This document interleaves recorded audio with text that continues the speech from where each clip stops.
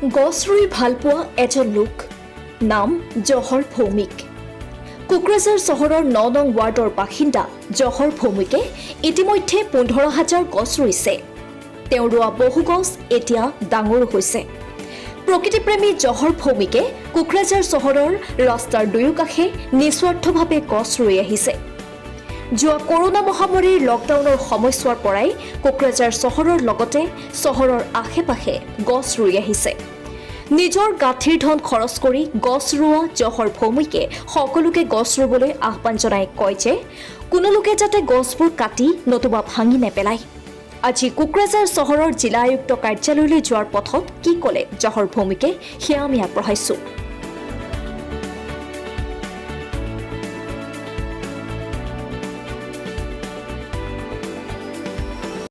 মই এইটো 2020ৰ পৰা যেতিয়া কৰোনাটো আহিল সেই সময়তে মোৰ ভাগিনে ক'ল যে আমি ইয়াতে যে লগাই থাকোঁ এই যে কি কয় এইটোকে আপুনি মানে আমাৰ স্কুলতে ফাৰ্ষ্ট লগাইছিলোঁ 2015ৰ পৰা চৰাইখোলা হাইস্কুল 2015ৰ পৰা লগাইছিলোঁ। তাৰমানে তাতে হ'ল কাৰেণ্টৰ অভাৱ আছিল, মানে নাই ইলেক্ট্ৰিচিটি নাই আমাৰ স্কুলত। ইলেক্ট্ৰিচিটি নাথাকাৰ কাৰণে তাতে গৰম ফিল হয়, যাৰ কাৰণে কি হৈছে গৰমৰ পৰা বাচাৰ কাৰণে মই কি কৰিলোঁ এদিন 2014ত বহি ভাবিলোঁ যে একমাত্ৰ যদি আমি তাতে গছ লগাওঁ তেনেহ'লে শান্তিত থাকিব পাৰিম, ঠাণ্ডাত থাকিব পাৰিম। তেতিয়াহ'লে 2015ৰ পৰা মই অকলে নহয়, মোৰ ষ্টুডেণ্ট আৰু মোৰ সহকৰ্মী যিবিলাক আছে সকলোৱে মিলি আমি গছ লগাইছিলোঁ তাতে। তাৰপিছত যেতিয়া ভাল হৈ উঠিল তেতিয়া মোৰ ভাগিনে ক'ল যে 2020ত যেতিয়া কৰোনা আহিল এনেতো বহি থাকিলোঁ, সেই সময়তে ভাগিনে ক'ল যে এটা কাম কৰোঁ আহা আমি ৰোড ছাইডতে গছ লগোৱা ষ্টাৰ্ট কৰোঁ। তেতিয়া মই ক'লোঁ যে ৰোড ছাইডতে যে গছ লগাম তেতিয়াহ'লে ইমান পইচা ক'ত পাম, আৰু মই যিটো স্কুলত কাম কৰোঁ সেইটো এটা ভেঞ্চাৰ স্কুল হয়, টকা পইচা নাপাওঁ। যাৰ কাৰণে ভাগিনাক ক'লোঁ যে টকা পইচা ক'ত পাম। তেতিয়া ভাগিনাই ক'ল যে এটা কাম কৰা, যেতিয়ালৈকে আমাৰ পইচা আছে তেতিয়ালৈকে কৰি থাকোঁ, যেতিয়া পইচা নাথাকিব তেতিয়া দেখা যাব কি কৰা যায়। কিন্তু তেতিয়াৰ পৰা ইণ্টাৰেষ্ট আহি গ'ল। এতিয়া এই টিউচনিৰ পইচা যিটো পাওঁ, প্ৰাইভেট টিউচনি কৰোঁ মই, প্ৰাইভেট টিউচনি কৰি যিখিনি পইচা পাওঁ সেইখিনি পইচাৰ পৰা কিছুমান পইচা এইটোৰ কাৰণে এক্সট্ৰাকৈ ৰাখি দিওঁ, 6-7 হাজাৰ টকা এক্সট্ৰাকৈ প্ৰতি বছৰৰ কাৰণে। তাৰ পৰাই এই গছবিলাক লগাই থাকোঁ। আৰু এই গছবিলাক মোক কিছুমান গছ মই ঘৰতেও বনাওঁ, এই পুলি বনাই লওঁ ঘৰতেও। কি গছ আপোনাৰ? ঘৰতে এনে এই অৰ্জুন গছ আছে, বকুল আছে, নাহৰ আছে, আম কঁঠালটো আছেই, এইটো ছাড়া জাম সেইবিলাকৰ বনাই লওঁ। যিবিলাক ফল গছ আছে সেইবিলাকৰ বনাই লওঁ। আৰু আমাৰ ফৰেষ্ট ডিপাৰ্টমেণ্টৰ পৰাও মোক কিছুমান পৰিমাণে এই গছ দি সহায় কৰে অলপ চলপ, সেইটোৰ পৰা লগাই লগাই। টাউনত কিমান গছ লগাইছে? টাউনতে এনে 2020ৰ পৰা ষ্টাৰ্ট কৰিছোঁ। এতিয়া ধৰি লওক এই ৰোডটো যে আপোনালোকে দেখা পাই আছে, এই ৰোডটোৰ পৰা আৰম্ভ কৰি একেবাৰে DC অফিচ, তাৰপিছত এগ্ৰিকালচাৰ অফিচ, SBI এইফালে, আৰু গাৰ্লছ স্কুলৰ সেইফালে, আৰু এইফালেও আছে। মোটামুটি ধৰি লওক আপুনি এবাৰ 2000 আছে টাউনৰ ওপৰতে।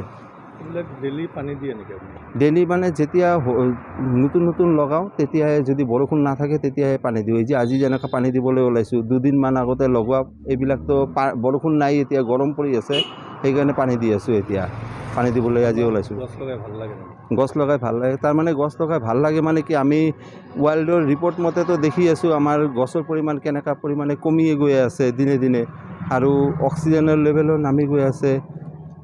এইটোৰ পৰা বাচাৰ কাৰণে এটাই উপায় আছে আমাৰ, গছ গছনি লগোৱাটো। গছ গছনি লগালে, কাৰণ আমি টেম্পাৰেচাৰে চাই আছোঁ, কালিৰ দিনত টেম্পাৰেচাৰ কিমান আছিল আমাৰ 35 ডিগ্ৰী চেণ্টিগ্ৰেড, আৰু ফিলছ লাইক 47 ডিগ্ৰী চেণ্টিগ্ৰেড। 50 হ'বলৈতো আৰু কিমান দিন লাগিব।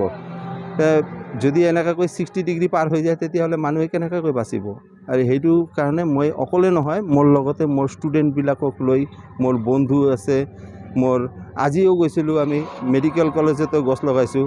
মেডিকেল কলেজত সেইদিনা আমি 230টা গছ লগাইছোঁ। আজিও যাই 3-4টামান মৰিছে, সেইটো ৰিপ্লেচ কৰি আহিলোঁ, আৰু সেইবিলাকতে পানী দি আহিলোঁ। বাকীবিলাক গোটেইকেইটা ভাল হৈ উঠিছে, আজি চাই আহিলোঁ মেডিকেল কলেজতে। যে কোকৰাঝাৰ টাউন বুলি নহয়, য'ত য'ত পাৰিম, য'ত য'ত খালী ঠাই আছে সেইবিলাক ঠাইবিলাককে পূৰণ কৰা। এইটো কোকৰাঝাৰ টাউন বুলি নহয়। মই এই গেন্দ্ৰা বিলৰ পৰা কোকৰাঝাত অহাৰ ৰাস্তা যিটো আছে বা চৰাইখলাৰ পৰা টাউনত অহাৰ ৰাস্তা যিটো আছে মানে গাঁৱৰ পৰা টাউনত অহাৰ যিবিলাক ৰাস্তা আছে সেইবিলাক খালী থাকে। মোৰ উদ্দেশ্য হ'ল সেইবিলাককে গ্ৰীণ বনোৱা আৰু টাউনৰ ভিতৰত য'ত ঠাই আছে ৰোড ছাইডতে সেইবিলাককে গ্ৰীণ বনোৱা।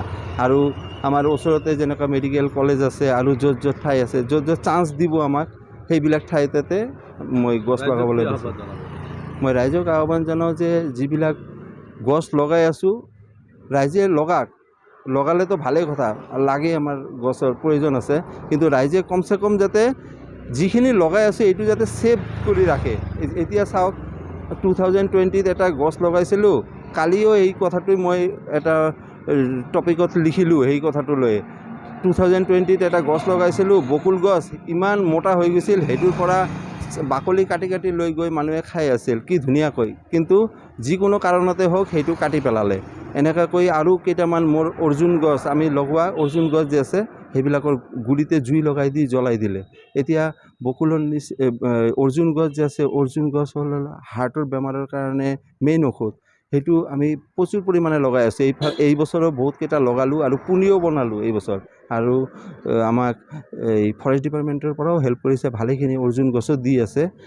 বহুতকেইটা অৰ্জুন গছ লগালোঁ আৰু লগাই আছোঁ। কিন্তু যাতে ৰাইজৰ ওচৰতে মোৰ এটা আহ্বান যে যাতে গছবিলাক যাতে ক্ষতি নকৰে, নিজে নালাগাক, কিন্তু যাতে আমি লগোৱা গছ, মই বুলি নহয় যিকোনো মানুহে লগোৱা গছবিলাক যাতে উঠাই নেপেলায় বা এই ক্ষতি নকৰে। কাৰণ বহুতে আছে বেৰাটো উঠাই লৈ যায়, কোনোবা আছে গছ পুলি লৈ যায়। আপোনালোকে মই য'ত থিয় আছোঁ তাতে যিটো গছ আছে আপোনালোকে দেখা পাই আছে, ইয়াতেই মই অৰ্জুন গছ লগাইছিলোঁ ফাৰ্ষ্ট, সেইটো গুৰিৰ পৰা তুলি লৈ গৈছে, বেৰাৰ লগতে বেৰা গছ গোটেইখিনি তুলি লৈ গৈছে। পিছতে বকুল গছ লগাই এইটোকে এই সৰুৰ পৰা এই ডাঙৰ কৰিলোঁ। এইটোৱে আপোনালোকে এক্সাম্পল আছে এটা। এনেকুৱাকৈ মানুহে ক্ষতি কৰি থাকে, যাতে সেইবিলাক ক্ষতি যাতে নকৰে, কিন্তু সকলোৱে ক্ষতি নকৰে, বহুত মানুহে বহুত ছাপৰ্টো দি আছে। এতিয়া কোকৰাঝাৰ টাউনৰ পৰা আৰম্ভ কৰি গোটেইখিনিলৈকে আৰু মাত্ৰ 200 মান লাগিব, তেনেহ'লে 15,000 লগোৱা গছ হৈ যাব। আৰু লগতে চিড যিবিলাক আছে চিডবিলাকো আমি ছড়াই থাকোঁ। এনেকুৱা মোটামুটি কেইহাজাৰমান কম 4 লাখ মান ছটিওৱা হৈছে। আৰু চিড বল বনাই বিভিন্ন জংঘলতে ফ্ৰুট গছৰ চিড বল বনাই বিভিন্ন জংঘলতে ছড়াই দিছোঁ।